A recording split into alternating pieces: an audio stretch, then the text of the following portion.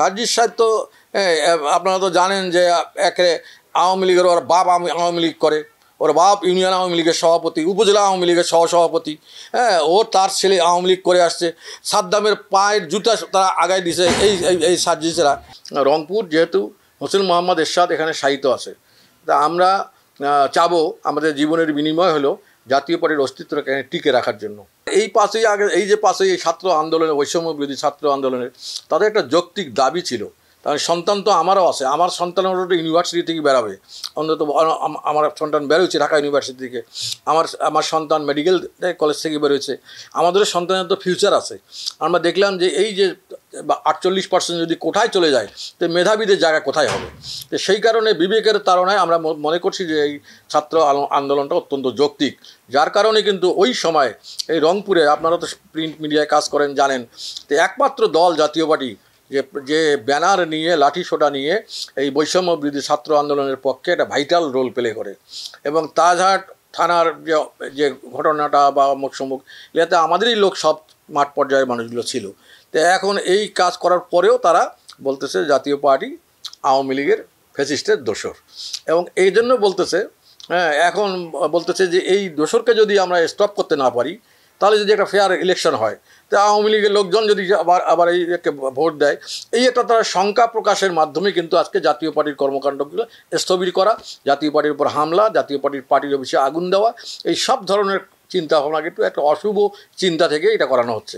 এবং আমি মনে করি যে এরা পৃষ্ঠপোষকতা করতেছে বর্তমান ইন্টারিম গভর্নমেন্ট। আমার যতদূর ধারণা, তার কারণ আপনারা যদি আমরা তো একটা বৈষম্যের বিরুদ্ধে আন্দোলন হলো, সেই বৈষম্য বিরুদ্ধে আন্দোলনের পরে আবার বৈষম্যের শিকার যারা, আমরা এই বৈষম্য বিরুদ্ধে আন্দোলনের সহযোগিতা করলাম, আমরা যারা সরাসরি অংশগ্রহণ করলাম, আমরা অর্থ ব্যয় করলাম, আমরা সব সময় যে ছাত্ররা আহত হয়েছিল তার চিকিৎসার ব্যবস্থা করলাম, তো এত কিছু করার পরে আমাদের যদি দোষর বলা হয়, তাহলে তো আর বলার কিছু থাকে না।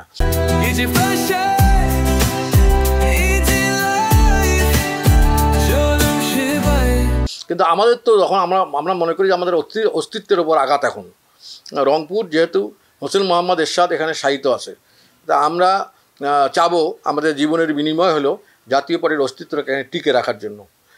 আমরা যে বাড়িটার কথা বললেন, যে বাড়িটাকে ভাঙা, আজকে ঢিল ছড়িয়ে আজকে গ্লাস ভাঙানো হলো, বা তার বাড়ির সামনে মোটরসাইকেল পুড়ায় দেওয়া হলো, 5টা মোটরসাইকেল ভাঙচুর করা হলো, এই ঘটনা তো স্বাধীনতার পর 54 বছরে ঘটেনি।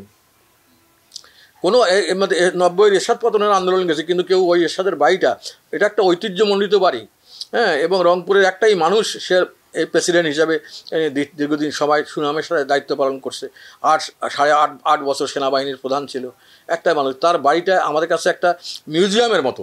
সেই বাড়িতে হামলা, এটা কিন্তু জাতীয় পার্টির নেতাকর্মীরা কোনোভাবে মানতে পারেনি, কিন্তু আসলে এটা কাপুরুষোচিত হামলা, এবং এটা একটা সন্ত্রাসী হামলা। এখন সেখানে যদি আমরা আইনের কাছে ন্যায় বিচার না পাই, তাহলে তো এই ধরনের ইনসিডেন্ট ঘটতেই থাকবে। আমরা এখানে যেহেতু মব ভায়োলেন্সের বিষয়ে, চাঁদাবাজদের বিপক্ষে বিষয়ে সেনাবাহিনী মাঠে আছে, আমরা চাচ্ছি যে আইনের গতিতে চলুক।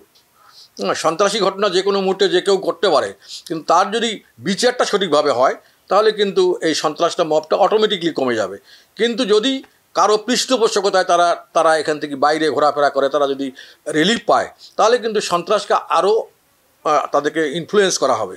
তো সেদিক থেকে এখন তথ্য প্রযুক্তির যুগ, ভিডিও ফুটেজ আছে, এখন তো সবার হাতে হাতে একটা করে ক্যামেরা, অল ডকুমেন্ট আছে, সিসি ক্যামেরা আছে, ডকুমেন্টস তো তারা পেয়েছে, কারা কারা হামলা করছে, কে গাড়িতে আগুন লাগাইছে, কে করছে, সমস্ত তারা আছে। এখন ভিডিও ফুটেজ থেকে পুলিশের কাজ হলে ভিডিও ফুটেজ থেকে আসামি শনাক্ত করে তাদের বিরুদ্ধে ব্যবস্থা নেওয়া। শুনেন, সেনাবাহিনী তো, আমি ওয়াকার সাহেবকে, আমি বিশেষ সেনাবাহিনীর প্রধানকে আমি ধন্যবাদ জানাই। অনেক আগেই সেনাবাহিনীর ক্ষমতা এই দেশকে বাঁচানোর স্বার্থে, এই দেশকে রক্ষা করার স্বার্থে, দেশের আইন শৃঙ্খলা ফিরিয়ে আনার স্বার্থে অনেক আগেই কিন্তু পজিশন হয়েছিল যে সেনাবাহিনীর ক্ষমতা নেওয়ার কিন্তু পজিশন হয়ে গেছিলো। কিন্তু অনেক ধৈর্যের সঙ্গে কিন্তু সেনাবাহিনীর প্রধান এটাকে ফেস করছে। ওনার একটা ধৈর্যের লিমিট আছে, তো লিমিট যখন ছাড়াই যাচ্ছে, যখন দেশ একটা নৈরাজ্যের দিকে যাচ্ছে, তখন তো সেনাবাহিনীর হস্তক্ষেপ, এটাই বাস্তবে বিগত সময় হয়ে আসছে, এখনও হচ্ছে, তাও কিন্তু শর্টভাবে। আমার তো আগে একটা সেনাবাহিনীর গাড়ি যদি মোড়ে থামতো বা কোনোখানে থাকতো, ওই এলাকার মানুষ সব চলে যেত। এখন সেনাবাহিনীর সামনে মানুষ কথা বলার সাহস পাচ্ছে, কথা বলতেছে, হ্যাঁ, তারা সব কিছু করার সুযোগ পাচ্ছে। আমি তো বলি এটা অনেক বড় সুযোগ দিয়েছেন, অনেক ধৈর্যের পরিচয় দিয়েছেন সেনাবাহিনী। সার্জিস সাহেব তো সার্জিস সাহেবের ইতিহাসটা কী বলবো।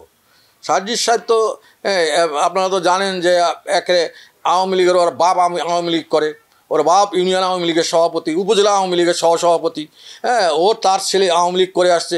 সাদ্দামের পায়ের জুতা তারা আগায় দিছে এই সার্জিসেরা। হ্যাঁ, তো এখন যদি তারাই যদি বলে, এখন এই তারা বলে যে এখন যদি নিজে ফ্যাসিস্টের দোষর হয় আরেকজন নিজের দোষটা চাপায় আরেকজনের উদরপিণ্ডি বুদর ঘাড়ে চাপাই দিয়া নিজের দোষটা ঢাকার চেষ্টা করতেছে। আমার মনে হয় যতদূর এটাই হবে।